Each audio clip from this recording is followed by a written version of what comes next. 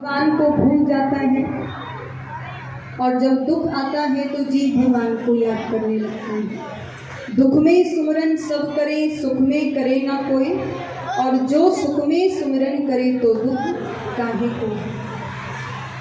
त्रिकूट नामक पर्वत था, उसमें एक हाथी रहता था।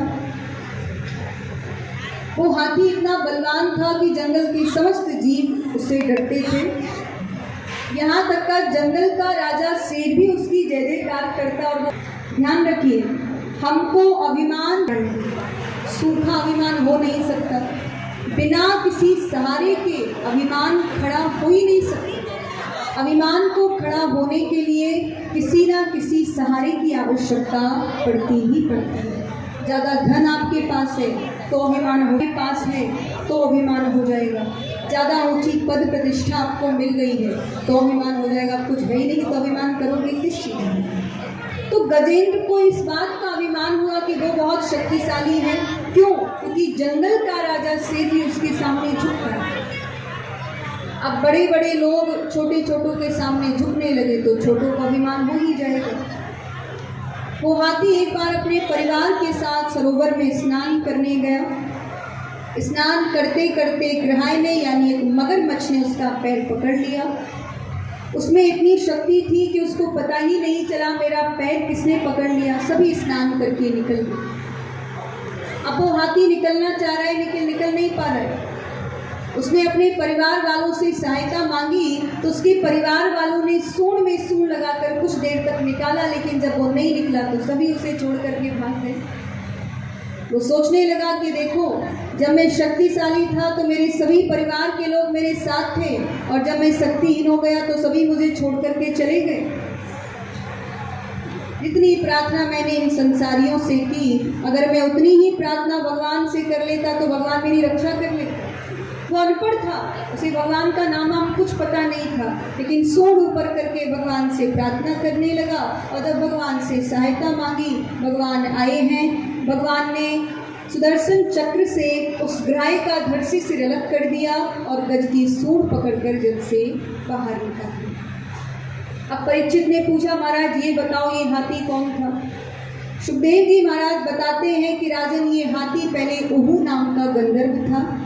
देवल ऋषि जल में तपस्या कर रहे थे। इसने उनके साथ मजाक करना, पैर पकड़ लिया, जिससे उनकी तपस्या भंग हो गई। क्रोध में आकर उन्होंने श्राप दे दिया, कह दिया कि जाओ तुम ग्रहाय बन। तो ये ग्रहाय बन गया। और इसने जब एक हाथी का पैर पकड़ा तो उस भक्त के साथ साथ इसका भी कल्याण हो गया। अब बात करें हाथी की। हाथी कौन था? तो हाथी पूर्व जन्म में एक राजा था। इसने अगस्त मुनि का अपमान किया था तो अगस्त मुनि ने इसको गज बनने का श्राप दिया। लेकिन संत श्राप ही नहीं देते हैं, साथ ही साथ समाधान भी देते हैं। समाधान हुआ, दोनों को भगवान का दर्शन प्राप्त हुआ। एक आज़ाद हो गया और एक का कल्याण हो गया। इसके बाद सुखदेव जी महाराज राजा परीक्षित को समुद्र मंथन की कथा श्रवण कराते हैं। दुर्वासा ऋषि ने इंद्र को एक माला भेंट की। इंद्र ने दुर्वासा ऋषि के द्वारा दी हुई माला का अपमान किया। दुर्वासा ऋषि को जल्दी क्रोध आता है, इसलिए क्रोध में आकर के दुर्वासा ऋषि ने समस्त देवताओं को श्रीहीन होने का श्राप दे दिया। श्री का मतलब होता है लक्ष्मी, हीन का मतलब होता है छिन जाना, यानी लक्ष्मीहीन होने का श्राप देवताओं को मिला। दैत्यों को पता चला कि देवताओं को श्राप मिल चुका है। दैत्य सोचने लगे इससे अच्छा अवसर नहीं हो सकता स्वर्ग को हासिल करने का। समस्त दैत्यों ने स्वर्ग पर चढ़ाई कर दी और समस्त देवताओं को धक्के मारकर उनके ही स्वर्ग से बाहर निकाला। देवता मारे मारे फिरने लगे, किसी की शरण नहीं मिली, दौड़े दौड़े भगवान नारायण की शरण में गए। भगवान ने पूछा कैसे आना हुआ? तो इंद्र ने बताया, प्रभु ऐसा हमारे साथ हुआ है, इसलिए आप कोई ऐसा उपाय बताओ जिससे हम कितनी ही बार दैत्यों से युद्ध कर ले लेकिन हमारा कुछ भी ना बिगड़े, प्रभु हम अमर हो जाए। भगवान ने कहा अमर होना है तो एक ही उपाय है, समस्त देवता समुद्र मंथन करो, उसमें से जो अमृत निकलेगा उसका पान कर लेना, अमर हो जाए।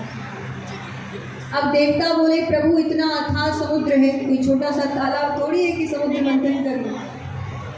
इतने बड़े समुद्र में हम अकेले देवता कैसे समुद्र मंथन करेंगे? भगवान बोले उसका भी एक ही उपाय है, जाकर के दैत्यों से मित्रता करो, उनको थोड़ा बहुत लालच देना, अमृत का मान जाएंगे। देवता दैत्यों के पास गए, दैत्य समुद्र मंथन करने के लिए मान गए। समुद्र मंथन करने के लिए मंदराचल पर्वत को लाया गया, बासुकी नाग को लाया गया। बासुकी नाग शेषनाग के छोटे भाई हैं। शेषनाग पूरे 100 भाई हैं, उनमें सबसे बड़े हैं शेषनाग, जो कि बलराम जी का रूप है, लक्ष्मण का रूप है, और वहीं शेषनाग से जो छोटे हैं वो बासुकी नाग है। बहुत बड़े सर्प हैं ये, इनका बड़ा ही विशाल शरीर है। तो बासुकी नाग को लाया गया, उसको मंदराचल पर्वत से लपेटा गया। मंदराचल पर्वत को जब स्थापित किया जाने लगा तब भगवान ने कच्छप अवतार धारण किया। कछुए का रूप धारण करके भगवान मंदराचल पर्वत के नीचे जाकर के बैठे। समुद्र मंथन प्रारंभ हुआ।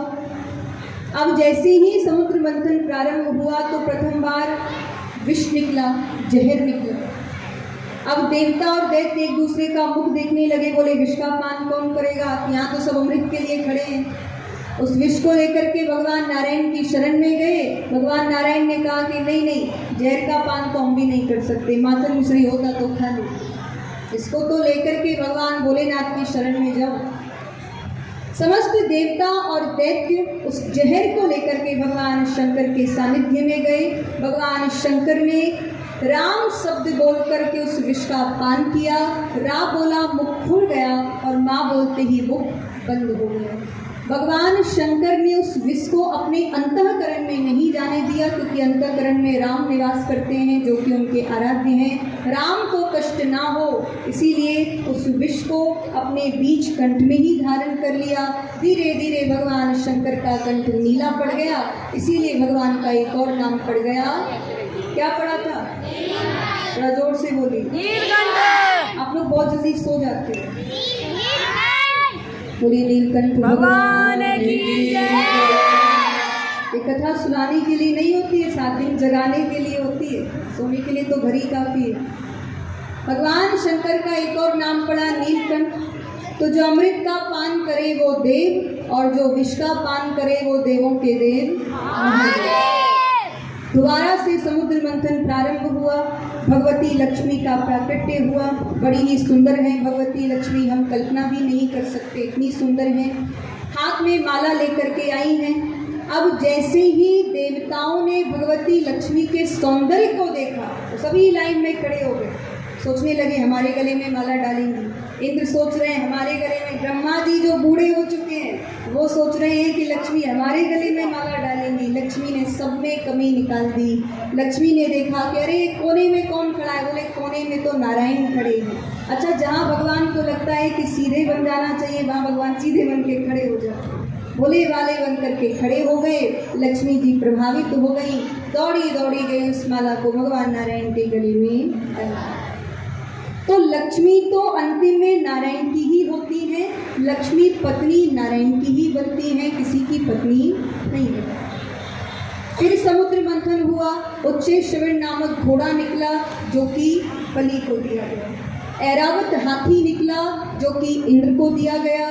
कौस्तुभ मणि निकली, कामधेनु नामक गाय निकली, अप्सराएं निकली, उन सभी को स्वर्ग में भेज दिया गया। और अंतिम में धन्वंतरी जी महाराज अमृत का कलश लेकर के प्रकट हुए। बोलिए धन्वंतरी भगवान की।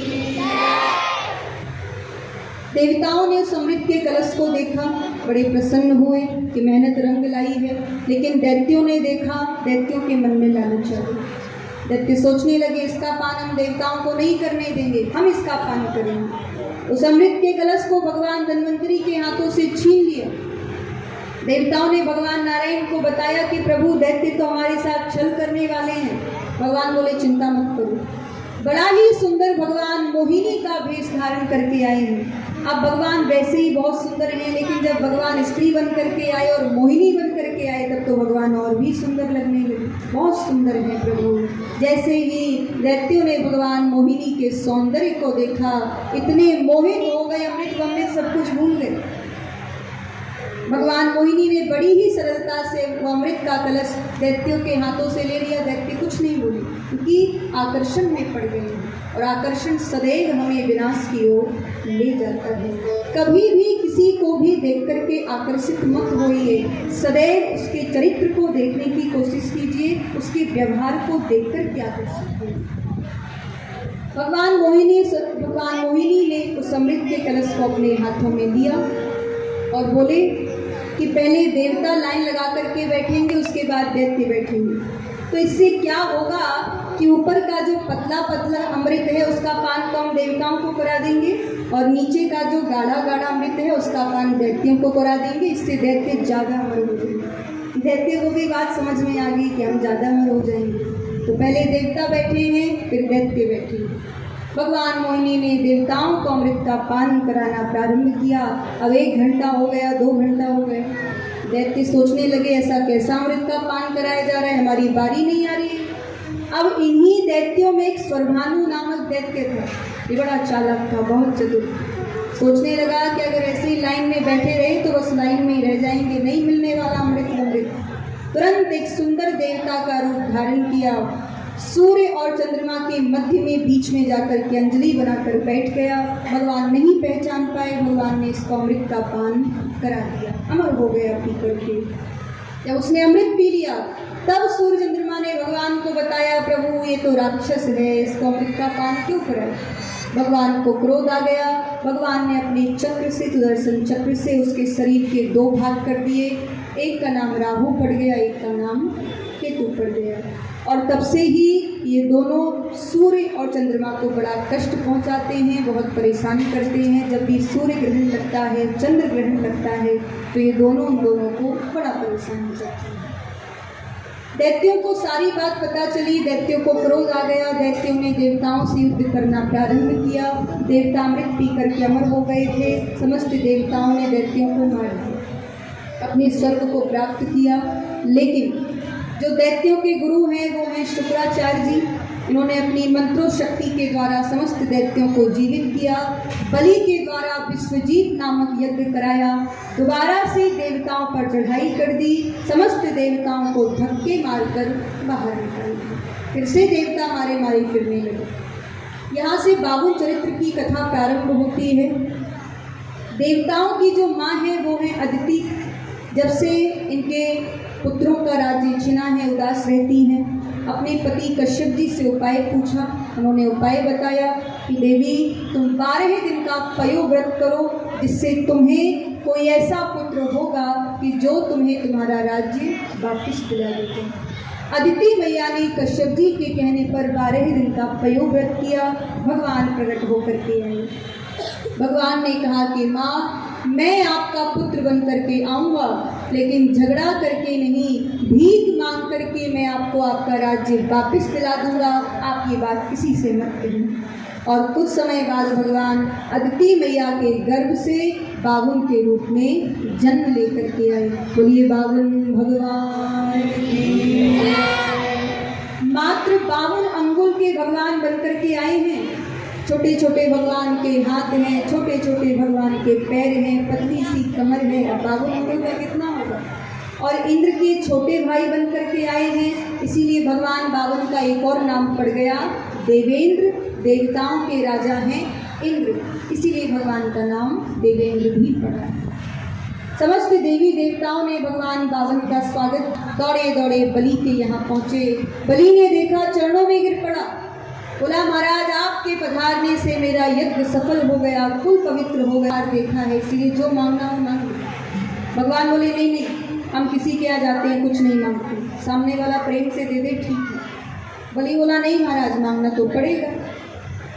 भगवान ने कहा ठीक है, अगर देना ही चाहते हो तो तुम मुझे 3 पग पृथ्वी दे दो। बलि बोला महाराज बस 3 पग पृथ्वी, आप घर जाओगे लोग क्या कहेंगे, कहाँ गए थे। बोले बलि की यहाँ, क्या लाए।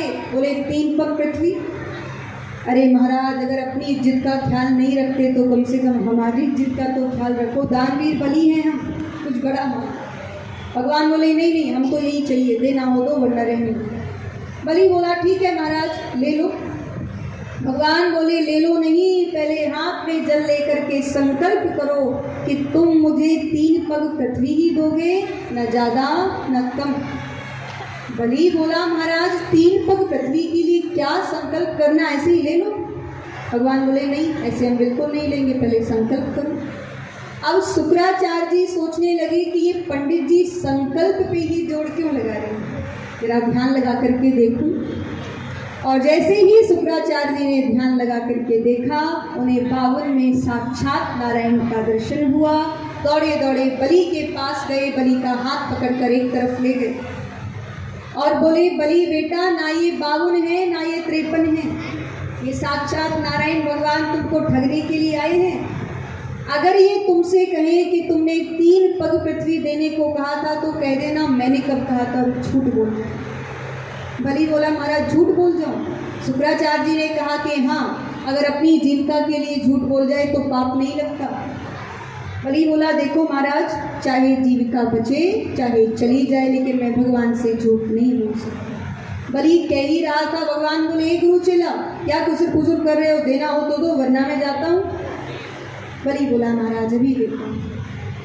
जैसे ही बलि संकल्प करने के लिए तैयार हुआ, शुक्राचार्य जी ने छोटा सा रूप बनाया, जाकर के टोंटी में बैठ गए। अब पानी निकलना बंद हो गया, बिना पानी के संकल्प नहीं होता। बलि भगवान से बोला महाराज आपके भाग्य ही खराब है। भगवान ने सोचा कि मेरे भाग्य खराब नहीं, तुम्हारे गुरु जी के भाग्य खराब है। भगवान बोले कोई बात नहीं, तुलसी पत्ता फंस गया होगा, अभी निकालता हूँ। भगवान ने गुस्सा निकाली, उस टोंटी में डाल दी और जैसे ही डाली तो शुक्राचार्य जी की एक आंख पधार दी। अब शुक्राचार्य जी बाहर निकल करके आए, कहने लगे लेता कोई देता कोई, मैंने आंख अकारण खोई। कोई ले रहा है कोई दे रहा है, मैंने तो आंख फालतू में फुड़वा ली। इसीलिए जब 2 लोग बात कर रहे हो तो बीच में नहीं कूदना चाहिए, बीच में नहीं पड़ना चाहिए। और खासकर जब 2 लोग लेने देने की बात कर रहे हो या दान धर्म की बात कर रहे हो, तब तो बीच में बिल्कुल भी नहीं बोलना चाहिए। यहाँ भगवान ने हमें ये सिखाने का प्रयत्न किया, अगर तुम किसी को दान करने से रोकते हो तो जो हाल मैंने शुक्राचार्य का किया वो हाल तुम्हारा भी कर सकता है। इसके बाद बलि ने संकल्प किया, भगवान ने विराट रूप धारण कर लिया। भगवान ने एक पैर से पृथ्वी नाप ली, दूसरे से आकाश नाप लिया। अब भगवान ने बलि से कहा कि बलि अब मैं तीसरा पैर कहाँ रखूं? बलि बोला महाराज कुछ भी नहीं बचा, आपने तो 2 में ही सब नाप दिया। अब ऐसा करो, ये शरीर है वो भी आपका दिया हुआ है, मेरे सर पर अपने चरण को रख करके मेरे संपूर्ण शरीर को नाप। भगवान भावुक हो गए। भगवान ने कहा कि बलि मैं तुमको ठगने आया था, तुमने हमको ही ठग लिया। मैं तुमसे प्रसन्न हूँ, मैं तुम्हें इंद्र का पद देता हूँ और सुतल लोक में रहने का राज्य देता हूँ। सुतल लोक धरती के नीचे विराजमान है। जब देवशयनी एकादशी आती है तब भगवान उसी सुतल लोक में जाते हैं बलि के यहाँ विश्राम करने, और जब देवउठानी एकादशी आती है तब भगवान का विश्राम पूर्ण होता है, फिर भगवान अपने वैकुंठ लोक में वापस आ जाते हैं। सुतल लोक बलि का राज्य है। बाकी भगवान बलि से कह रहे हैं कि तुम्हें कुछ मांगना हो तो मांग लो। बलि बोला महाराज कुछ नहीं चाहिए, देना चाहते हो तो यही दे दो कि जब मैं अपने महल से बाहर निकलूं तब मुझे आपका दर्शन हो जाए, और जब मैं अपने महल के अंदर आऊं तब भी मुझे आपका दर्शन हो जाए। भगवान ने कहा कि अच्छा, इसका मतलब तुम हमें अपना चौकीदार बनाना चाहते हो? बलि बोला महाराज मैंने चौकीदार बनने को कब कहा? भगवान ने कहा कि बलि आते जाते किसके दर्शन होते हैं? बोले चौकीदार के। भगवान बोले बलि एक मन बंद कर तक मैं तुम्हारा चौकीदार बनकर रहूं। अब यहाँ तो भगवान बलि के चौकीदार बनकर रह रहे हैं, वहाँ लक्ष्मी जी घोड़ा रही हैं। 6 महीने हो गए भगवान वैकुंठ नहीं पहुँचे। नारद जी ने सारी कहानी बता दी, देवी ऐसी ऐसी बात है। लक्ष्मी जी बोली महाराज उपाय बताओ, नारायण के बिना लक्ष्मी अधूरी है। नारद जी बोले एक ही उपाय है, बलि के यहाँ बलि की बहन बन करके जाना। जब रक्षाबंधन का दिन आए आप बलि के राखी बांधना, और अगर बलि आपसे कुछ मांगने को कहे तो उसमें आप अपने पति को ही मांगे। बड़े ही चतुर हैं नारद जी। लक्ष्मी जी बलि के यहाँ बलि की बहन बन करके गई।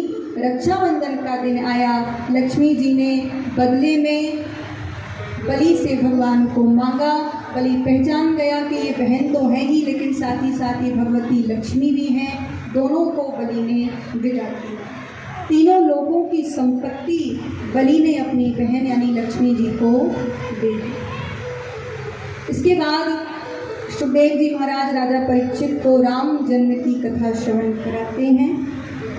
सुखदेव जी महाराज परीक्षित से कहते हैं कि राजन, भगवान ने 24 अवतार लिए, 24 अवतार भगवान के वंदनीय हैं, लेकिन मानव चरित्र से जो ज़्यादा जुड़े हुए अवतार हैं वो केवल 2 हैं, राम और कृष्ण। राम कृष्ण 2 एक हैं, अंतर नहीं निवेश, इनके नयन गंभीर हैं, इनके चपल विशेष। बोले वैसे तो राम और कृष्ण दिखने में दोनों ही एक जैसे हैं, कोई अंतर नहीं है। फिर अंतर क्या है?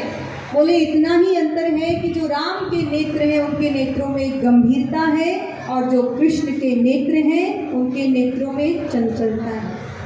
इसीलिए राजन, राम ने जीवन में जो किया उसको करो, और कृष्ण ने जीवन में जो कहा उसको करो।